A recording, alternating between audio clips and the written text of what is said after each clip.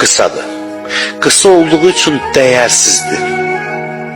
Yəni dəyməz də bir çox şeylərə görə qanı qaraltmaq, sevinmək, incitmək, incimək. Gəldi nəsihət istədi. Elə çox istəyirəm bu sözü, mənim xoşuma gəlir. Alimdən nəsihət istədi, dedi iki şeylə: incitmə və incimə. Bunu eləyə bilsən çox böyük adamsın. O xırda şeylərə görə küsürsən, incirsən. Bunlar hamısı olur ki, sən çox əhəmiyyət versən əhəmiyyətsiz şeylərə.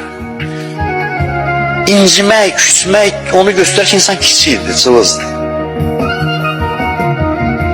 Uman yerdən küsəllər filan, bəzi məqamlar o küsmək də deyil, o məsələn nəyəsə təmənna eləmək, o bəzi məqamlarda olar. Amma ki, incimə və incitmə, bu cür yaşamaq üçün gərək həyatın əbədiliyini görəsən və buradakı həyatın müvəqqətiliyini. Müvəqqəti şeylər üçün adamları incitmək olmaz. Bir dənə bütün dünyanın hamısı bir insanın ürəyinə yox, atılan dırnağına dəyməz. Onu sənlə bir qəmləndirəsən nəyəsə görə.